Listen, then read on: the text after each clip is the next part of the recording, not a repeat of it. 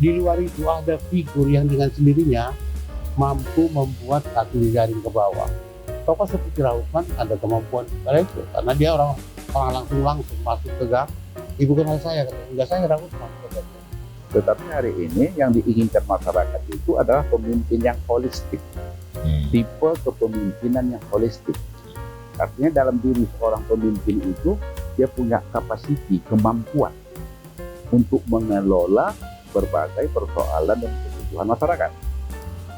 Karena itu salah satu calon ataupun yang diinginkan masyarakat itu adalah seorang pemimpin yang tegar.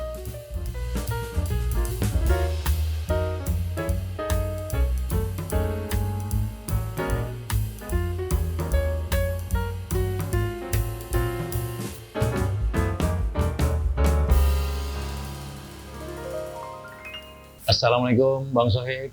Waalaikumsalam. Bang Ansari, Bang Prof kita ini. Alhamdulillah. Sehat selalu. Dan kita sengaja ngundang yang representatif bicara tentang Medan yang paham detail itu. Nah, itu adalah Bang Sohib yang dikenal oleh publik sebagai pengamat politik, juga seorang aktivis sosial kemasyarakatan, juga seorang akademisi, dan punya lembaga penelitian namanya Embasis, Bang. Ya, betul. Pengembangan basis sosial, inisiatif, dan swadaya, disingkat Embasis. Embasis. Dan yang paling penting ada Siregarnya. Jadi kalau bicara tentang Medan, kalau bukan Siregar nggak sah. Kopi Siregar dulu. Luar biasa. Nah, kemudian ada guru besar kita, Bang Prof. Ini adalah putra daerah Melayu, ya kan? Bicara tentang Medan tidak terlepas dari Melayu. Sah dia jadi representatif. Dua narasumber ini kita undang untuk bicara Medan. Gini ya Bang, aku manggil abang aja lah ya. Silakan. Ini kan sudah hampir 3 bulan lagi menuju tahapan pilkada Medan. Sudah dinamika politiknya juga sudah mulai mengkerucut lah. Ya, tahapannya sudah berlangsung sekian dan 3 bulan lagi pencoblosan. Sudah mulai mengkerucut, artinya walaupun secara legal formal baru satu pasangan yang bisa memenuhi unsur untuk bisa maju, ya pasangannya Riko Waas dari Gerindra 11 kursi kan, ya. Tetapi di sisi lain Rahutman juga ada beberapa partai yang sudah memberikan surat tugas dan surat rekomendasi. Tetapi dengar-dengar sudah mulai ada beberapa partai yang merespon, merestui atau katakanlah respect terhadap Rahutman. Kita baca di komunikasi politik Rahutman di media ya, ini di media. Rahutman yang mantan wali kota kita, betul. Pemilihan langsung kedua kalau nggak salah, 2010 ya. Ya, 2010 2015 lah. Menyisihkan 9 pasangan. Oh ya. Okay. Tetapi kan ada beberapa partai ini, Bang, ya, Golkar belum di media ini ya, belum memunculkan atau memberikan rekomendasi atau surat tugas atau sinyal terhadap beberapa calon. Dia belum memunculkan. Kemudian ada Demokrat.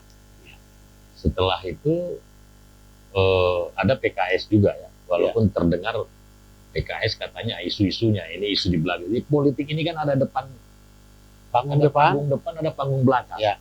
Justru kalau panggung depan saya tidak akan diskusikan karena semua orang tahu. Yang kita butuhkan kenapa kita undang orang abang ini, karena panggung belakang ini orang abang paham betul apakah terlibat di dalamnya atau semua partai politik ini selalu konsultasi nih, khususnya ke Bang Sohib ini.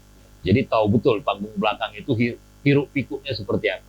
Nah, kira-kira menurut abang dari pengamatan panggung belakang ini, berapa calon yang muncul nanti nih Bang untuk Medan ini? Kalau kriteria dan ketentuan regulatif itu kan paling banter tempat pasangan. Menurut saya 3 pasangan itu. Nggak usah sebut namanya dulu, ya. Iya. Tapi minimal ada sinyal-sinyal. Kenapa abang menganalisa ini 3? Berarti kan ada komunikasi di belakang layar yang udah abang tangkap. Itu yang mau kita tahu. Jadi kekuatan partai itu ada yang secara chemistry mengelompok pada satu pasangan atau akan mengelompok kepada satu pasangan, sehingga munculnya calon lain akan semakin sulit. tarik menarik itu alhasil hanya akan menampilkan optimum 3 pasangan. 3 pasangan. Berarti mereka mengumpul dukungan partai politik dengan persentase yang berbeda-beda, gitu ya. Nah, pasangannya kan 20%. Betul. Kalau 20-20 berarti 60-40 lagi kemana? Kan gitu ya. Nah itulah karena 3 pasangan itu ada 1-2 diantaranya yang mengumpul lebih dari kuota yang dipesertakan itu, sehingga ada disparity yang tidak memungkinkan bagi partai yang tersisa untuk mengusung 1 calon lagi. Gitu. Itu dugaan saya untuk 4 yang idealnya 4, kemungkinan paling besarnya 4. Tapi menurut saya paling banter 3 pasang. Nggak bisa abang sebut 2 pasang lagi. Kalau 1 pasang lagi kan sudah Niko, Gerindra, dan Nasdem. Karena itu sudah ditandatangani Pak Prabowo dan ditandatangani Surya Paloh. Berarti udah final ini. Kalau ada penarikan kan konsekuensinya secara politik kan ini bisa blunder kan. Ya, mudah-mudahan kita tidak dianggap melakukan satu perusakan pada peta. Tapi kelihatan itu Rahutman memiliki sebuah panji-panji untuk jalan dengan mengumpul beberapa partai, dan PKS juga akan memiliki sebuah kemungkinan. Itu dia. Jadi terkuncilah di situ nanti. Apa kira-kira Pak? Pertama PDI, Bang yakin? Agak susah untuk mengatakan sekarang. Kan begini nih, saya pernah menulis pasar pinggiran kota. Saya perhatikan betul orang yang berdiri di situ, melihat orang lewat ada ayam belitnya. Makin siang hari itu makin was-was dia tak laku ini. Jadi sebelum jam 8 dia harus tolak ini. Jadi timingnya itu sedang bermain sekarang pada titik ini, dan partai politik sangat tahu itu. Kasarnya mereka menganggap panen kita ini sedang kita tongkrongi untuk mendapatkan hasil yang lebih banyak. Artinya abang yakin 3 pasang, tetapi nanti di injury time lah, di menit-menit akhir muncul 2 ini. Kira-kira begitulah ya. Begitu. Oke, kalau menurut Bang Ansari gimana Bang? Ya tidak jauh berbeda dengan beliau ini ya. Tapi kalau saya melihat bahwa sepertinya 2 pasang ini akan bertanding. Oh 2 ya, 2. bukan 3 seperti kata. Kalau kita lihat bahwa peta politik kita di Indonesia ini ya, satu katakanlah kelompok yang mendukung pusat ya, kebijakan-kebijakan pusat. Dalam hal ini tentu kita lihat pemerintah dalam hal ini ya.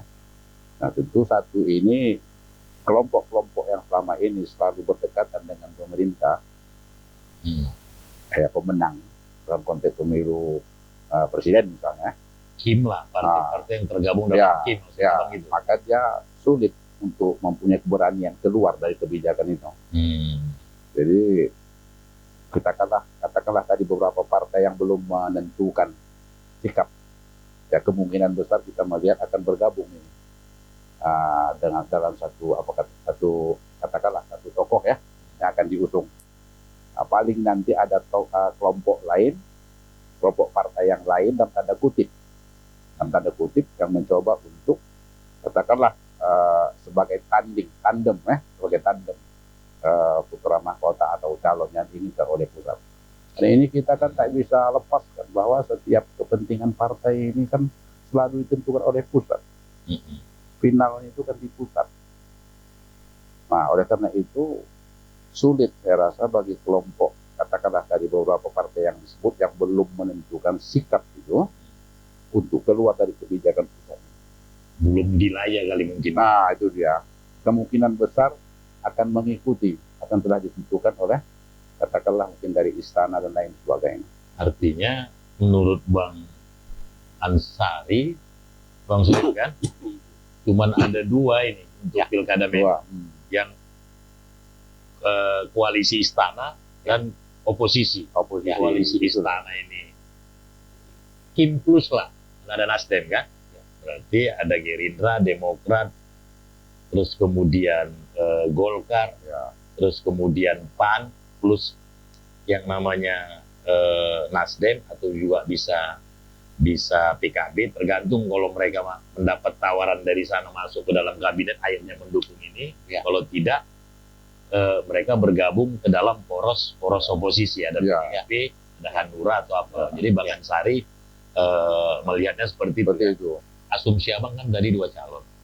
Apakah masih seperti dulu perilaku atau preferensi politiknya masyarakat Medan ini, atau sudah ada perubahan? Maksud saya, apakah pemilihan ke depan ini masyarakat itu memilih calon ini memang berdasarkan kinerja, ketokohan, atau memang loyalitas terhadap partai? Kalau dia Golkar, dia akan dukung ini atau apa? Gimana, Bang Ansari dulu?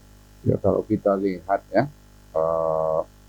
bahwa pemilihan katakanlah kepala daerah, dalam hal ini wali kota Medan misalnya ya, partai ini kan hanya sebatas apa saja ya, artinya mungkin sampan untuk maju, Perahu aja. perahu untuk maju. Tetapi kalau kita lihat tidak banyak berpengaruh di dalam memperkuat calon yang diusung. Nah, apalagi Medan ini masyarakatnya cukup terbuka ya, rasional. Jadi kalau kita melihat masyarakat kan punya skema tersendiri untuk memilih calon. Pertama, kalau kita lihat masyarakat Medan ini sesungguhnya Bang Saiful tak banyak permintaannya. Bukan orang Medan yang mau minta kaya dengan terpilihnya Bapak Wali Kota, kan begitu. Tetapi masyarakat itu akan memilih sesungguhnya pemimpin yang bisa menyahuti, kalau dalam konteks Islam transitif dari itu, ada itu tuh ya, seorang pemimpin yang mampu memenuhi apa yang disebut dengan ad-daruriyah al-khamsah. Nah, ad-daruriyah al-khamsah ini adalah berbagai persoalan kehidupan, dari mulai menjaga nyawa, keselamatan, hak-hak kemanusiaan, makanan, pendidikan, keamanan kota, ketertiban kota, dan lain sebagainya. Nah, ini yang sesungguhnya diinginkan masyarakat Kota Medan ini. Artinya ad-daruriyah al-khamsah. Artinya seorang pemimpin yang bisa memenuhi kebutuhan priority ataupun daruri yang 5 ini. Oleh karena itu dalam Islam itu kan memilih pemimpin kan wajib. Ya. Untuk apa? Agar mereka bisa memenuhi yang disebut tadi kebutuhan darurat kemanusiaan. Menurut Abang, ini kita langsung pointernya kan, yang 5 poin ad-darurat al-khamsah tadi, itu dia. Ya, yang diinginkan oleh masyarakat Medan dengan peta politik ada 2 calon kalau menurut Abang itu kan, kira-kira masyarakat Medan itu kemana nanti arahnya? Tentu arahnya itu tentu ini kan orang ini ada yang muncul ini langsung, ada Bang Rahman sudah diusung dia. Minimal dari dinamika politik yang muncul ini akan mengkerucut. Biasanya kan begitu. Diusung sama PAN, PSI, baru kemudian ada Perindo, terus kemudian isu-isu terakhir itu PDIP juga sudah mulai mengkerucut, PKS juga ini 1 calon. Kalau baru Rikoa sudah pasti. Karena ini calon muncul 2 kan. Nah, dari 5 poin dasar yang diinginkan masyarakat Medan tadi, kira-kira kemana arahan masyarakat? Preferensi kecenderungan politiknya gitu loh, mereka akan milih ke siapa? Ya tentu masyarakat ini kan memilih pemimpin dari itu kan. Kalau tipe pemimpin klasik ini kan sebelum abad 21 ada yang otoriter, laissez-faire atau demokratis ya. Tetapi hari ini yang diinginkan masyarakat itu adalah pemimpin yang holistik. Tipe kepemimpinan yang holistik. Artinya dalam diri seorang pemimpin itu dia punya kapasiti, kemampuan untuk mengelola berbagai persoalan dan kebutuhan masyarakat. Karena itu salah satu calon ataupun yang diinginkan masyarakat itu adalah seorang pemimpin yang tegas. Tegas tapi bukan otoriter. Nah, itu dia Bang Saiful. Dia tegas dengan sebuah kebijakan. Misal dalam menertibkan kota misalnya, lalu lintas, pasar-pasar dan lain sebagainya. Nah, ini kan perlu ketegasan ini, karena masyarakat melihat pemimpin itu bagaimana nanti pasar-pasar ini bisa tertib. Ini contoh saja ya, artinya tidak semeraut, keindahan kota terjaga, paret-paret, sungai-sungai itu bisa bersih. Ini kan perlu ketegasan daripada calon pemimpin. Nah, salah satu tegas tapi tidak otoriter. Nah, oleh karena itu untuk katakanlah kalau dua calon tadi. Nah, tentu masyarakat kan ya selama ini kan masyarakat kadang-kadang kan banyak terlena dengan janji ya, janji-janji ya. Walaupun kadang-kadang janji politisi itu ya mungkin kalau 1000 mungkin sedikit sekali yang bisa dipegang kan gitu. Seperti itu misalnya. Oleh karena itu tentu masyarakat akan melihat apa namanya itu track record ya, track record seseorang yang tampil itu apa yang telah dia buat sebelumnya untuk masyarakat. Kamu itu? Ya, Artinya menurut Abang, masyarakat Medan ini akan memilih pemimpin yang holistik, yang holistik. punya kemampuan plus Ya. mulai dari programnya, kulturnya, budaya, Ya, attitude-nya semuanya Ya, ya. kan seperti itu. ya. Dan juga berbasis kinerja, sudah pernah penataan kota apa Ya, semua. ya, Nah, ya. kira-kira siapa itu? Kan ada 2 calon ini. Ya, kita kan belum calon yang satu pun kan belum pasti Nah, ini ya. tadi yang Belum 2 pasti. calon tadi. Tetapi Nah, menurut Abang kan ada 2. Kalau ya petanya. artinya Riko Waas sudah pasti, nggak bisa kita nafikan. ya, Kecuali ada tsunami politik atau apa, kita Ya. lepas dari itu. Karena sudah Ya. taken dua-dua. ya, Ada Rahutman, arahnya ke sana. Kan begitu. ya, tetapi tentu track record ini kan juga tidak dalam konteks lokal. Sebab setiap calon ini kan punya track record Ya. dimanapun beliau duduk sebelumnya. Ini kan zaman sudah canggih, orang bisa lihat informasi di ujung jari. Kan itu Kang Febol ya. Jadi masyarakat hari ini sesungguhnya juga sudah mempunyai kecerdasan. Jangan kita katakan masyarakat tidak cerdas, tidak. Masyarakat sekarang sangat cerdas dalam berpolitik. Iya. Artinya Abang siapa? nggak bisa sebut nama dari yang kriteria. Ya, itu kita mungkin belum bisa sebut Nggak, nama ya. dari 2 calon. Ini ada Rahutman. Ini kan kemungkinan. Iya, dari Kemungkinan 2 ketua. kemungkinan ini. Kalau simulasinya Tetapi 2 jangan calon. salah ketua, jangan salah. Ini Ya. kan idealnya kan seperti itu. Tetapi dalam realitas politik terkadang-kadang terjadi tsunami pilihan masyarakat. Ini juga sangat penting untuk dijaga sebenarnya. Ya, dan Walaupun misalnya masyarakat sudah tentukan calon satu, oh ini orang baik, ini orang yang punya kapasiti berdasarkan track record misalnya, tetapi tidak mustahil masyarakat juga akan menentukan pilihan-pilihan yang lain. Yang abang katakan tadi, idealnya begitu, abang Dan. Artinya pemimpin itu harus bisa memenuhi ad-daruri alhamdulillah. Oke. Optimum. Pertanyaannya itu Optimum 4 dan Iya. saya lebih cenderung 3. kalau bisa sebenarnya kita pingin Abang bisa mempetakan langsung ya 3 calon ini siapa aja yang muncul kan.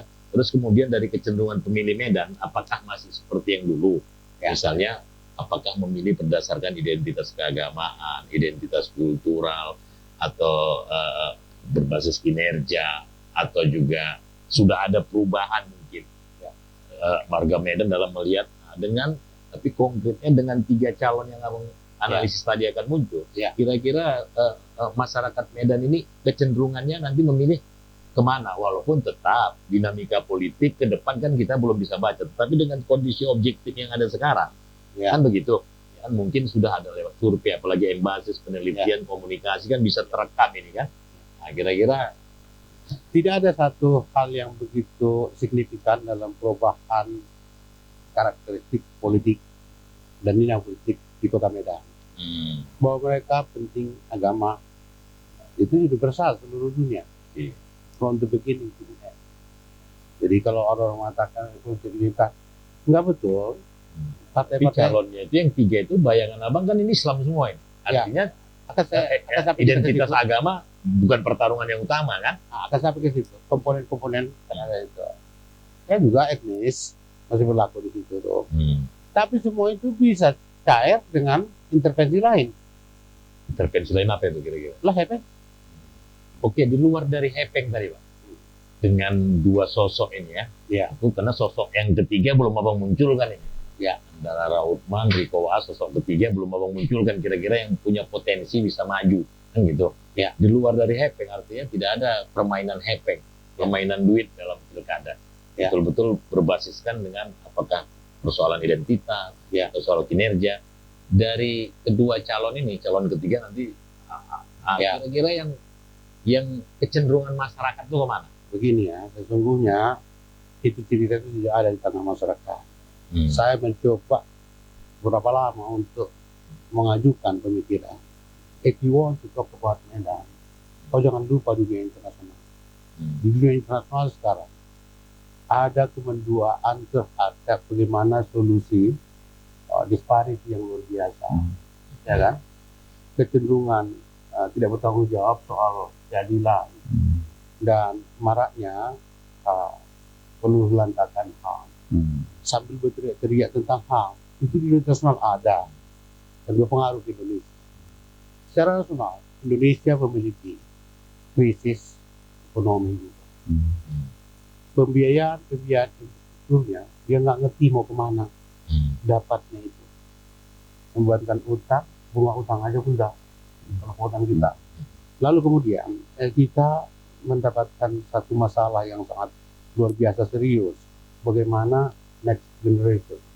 Mereka banyak kena narkoba, stunting, ya, kurang gizi, dan sambil berucap Indonesia emas 2045 dan ada bonus demografi di situ. Masalah-masalah itu juga menimpa ke Medan. Ditanya oleh jurnalis itu Pak saya, soal kemiskinan bagaimana Pak? Tak ada kemampuan kota, kabupaten, dan provinsi menyelesaikan masalah kemiskinan. Budgetnya nggak ada Pak yang cukup mengenai itu. Kita kan hidup dengan dak dan daun. Mekanismenya seperti apa? Sumbangan Sumatera Utara sangat besar di Jakarta, tapi yang datang ke sini dalam bentuk dak dan daun sangat kecil. Kemana dibawa? Bawa ke Jakarta. Tidak ada sesuatu yang betul-betul menjadi tuntutan spesifik yang serius bagi warga Medan. Karena itu segera bisa diselesaikan dengan intervensi uang. Artinya, sudah lama masyarakat Medan itu tak tahu politik, ideologi politik. Yang penting pragmatisme. Dan itu yang diajarkan oleh peristiwa demi peristiwa. Yang pemainnya adalah parpol-parpol yang banyak itu. artinya situasi objektif politik tadi ini menguntungkan siapa berarti? Siapa yang bawa Ini kan uang? kita bicara tentang kontestasi, kita bicara tentang pilkada. Siapa pemenangnya? Sebenarnya poinnya kan di situ. Jadi Dengan kan sering dinamika. bilang orang, popularitas, elektabilitas, agak laku itu, isinitas katanya. Itu sungguh-sungguh itu keluhan demokrasi yang berkembang hingga saat ini. Jadi walaupun begitu saya percaya tidaklah otomatis orang yang mampu membagikan uang lebih banyak otomatis tidak dimenang. Tidak ada approaching to the object, ya kan? Bagaimana cara membahasakan Oke. Singapura. Ya, artinya ada situasi objektif yang saya tangkap ini ya. Ya. Situasi objektif bahwasanya masyarakat Medan ini ada beberapa referensi mereka dalam memilih dalam pilkada. Ya. Ada politik identitas agama, tetapi ke depan kalau kita lihat dinamikanya ini kan calonnya itu pada Muslim. Artinya pertarungan identitas itu juga akan mengecil gitu loh, walaupun tidak ada nanti bicara tentang siapa yang paling Islam, tapi agak mengecil lah gitu ya. Ya. Baru ada soal etnis, Ya. di sana etnis ini, di sini. Nah, baru kemudian ada menyangkut tentang situasi objektif masyarakat juga dalam situasi ini sedikit pragmatis karena ada situasi ekonomi yang membuat masyarakat termiskinkan dalam tanda petik untuk sementara ini. Ya. Sehingga sentuhan-sentuhan intervensi duit itu bisa mempengaruhi. Ya. Kemudian ada jejak rekam juga, itu juga mempengaruhi menjadi poin bagi pemilih untuk dalam. Dari kelima poin ini kan itu maksudku kan. Ya.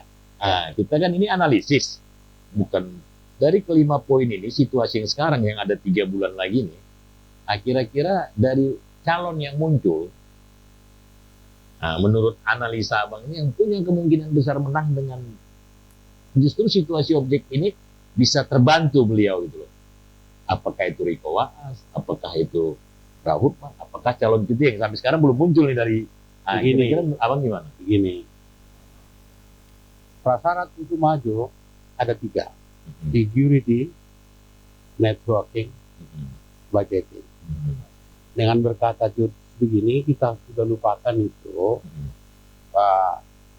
kerentanan kena sogok uang ya, kena uang. Ini kita bikin dulu begini.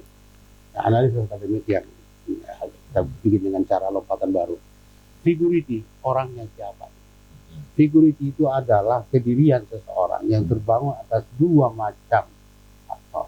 Faktor pertama adalah private status, harap dia, tengku dia, itu nggak pernah didoakannya itu menancap pada diri. Yang kedua achievement status, banyak harap tapi tidak semua jadi jurnalis, banyak melalui tidak semua jadi profesor, berarti ada unsur achievement di situ, itulah figurity. Yang kedua networking, sebetulnya partai itu adalah networking, tapi tidak otomatis orang atau pasangan yang didukung oleh partai terbesar akan ini. Disitulah kelebihan PDIP dan PKS dan gaya tempurnya itu.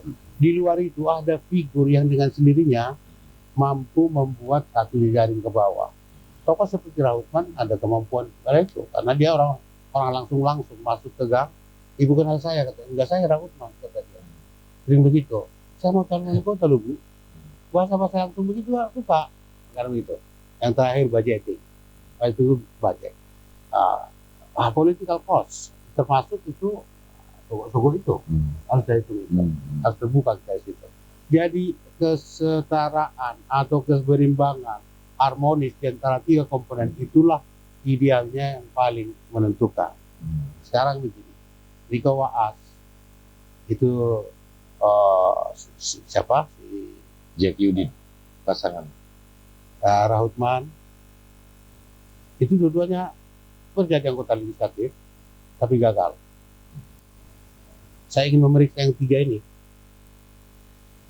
mengapa mereka bisa gagal walaupun tidak ada kesertamertaan case antara pilkada dengan pileg, kan gitu. Di pileg itu terlalu beragam makanya pilihannya, ini hanya terbatas sekian orang. Kemampuan orang yang berenang di laut bebas dengan di sungai biasa itu nggak bisa diperbandingkan. Tetapi yang saya ingin kemukakan adalah bahwa pasangan-pasangan kita ini punya sejumlah catatan yang menjadi nilai minus dan juga sekaligus nilai plus. Rautman sebagai calon wali kota, orang wali kota, semua orang tahu itu. Kalau ada Ahyar lebih mungkin diingat orang. Rautman perlu instrumen untuk mengingatkan dirinya terutama kepada milenial. Cara apa?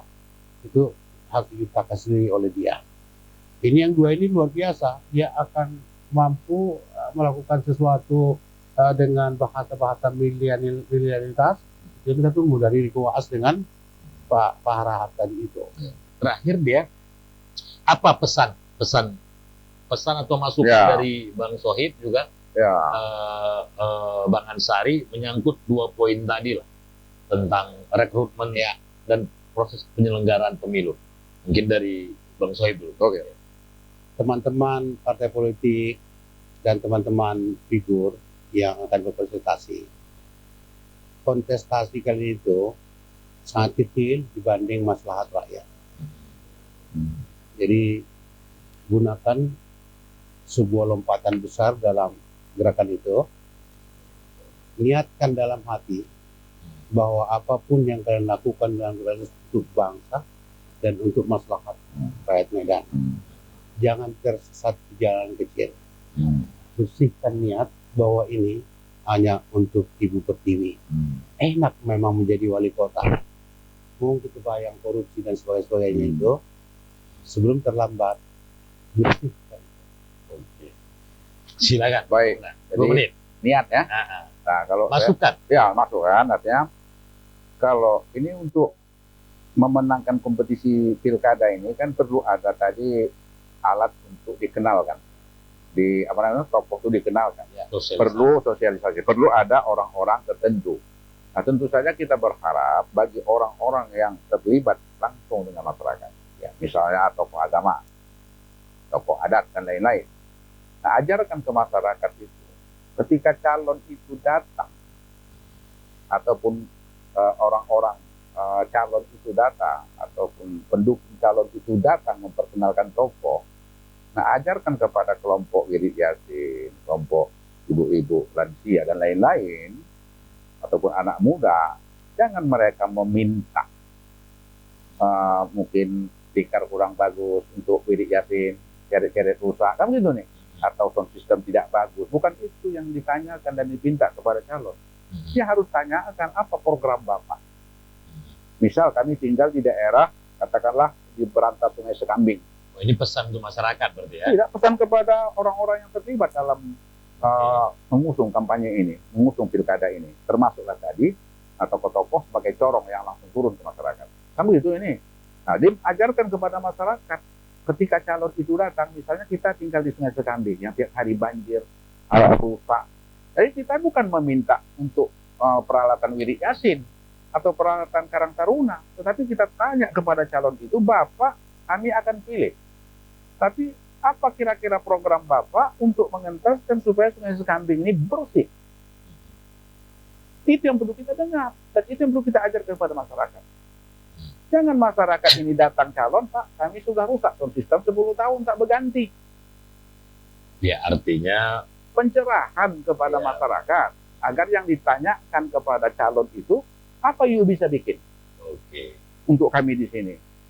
Kami ini orang-orang tua ini, ya pensiun semua ini, apa kira-kira program Bapak? visi misi lah ya. Visi -misi. Itu dia. Program Artinya kerja, apa program kerja yang harus ditanya. Nah, kita ajarkanlah kepada masyarakat, kepada ketua-ketua itu. Jangan lagi cerita tadi hepeng lagi. Nah, kalau hepeng terus memanglah tidak akan pernah maju kita ini dalam berdemokrasi dan lain sebagainya. Itu barangkali. Itu pesannya. Ya. Insya Allah. Itu dia. Terima kasih Bang Sohib. Mungkin ada kesibukan kemarin itu, tapi saya bisa datang untuk menghadiri podcast wawasan, kemudian juga analisis dan masukan-masukan Abang. Mungkin ini akan didengar oleh publik, khususnya stakeholder pemilu, penyelenggara, kepala daerah, partai politik, donatur, dan masyarakat. Ya. Begitu juga dengan masukan, pesan, dan analisis dari Bang Ansari. Mudah-mudahan ini ada berkah, ada hikmah, menjadi pengetahuan bagi kita, juga bagi masyarakat. Akhirul kalam. Assalamualaikum warahmatullahi wabarakatuh. Waalaikumsalam warahmatullahi wabarakatuh.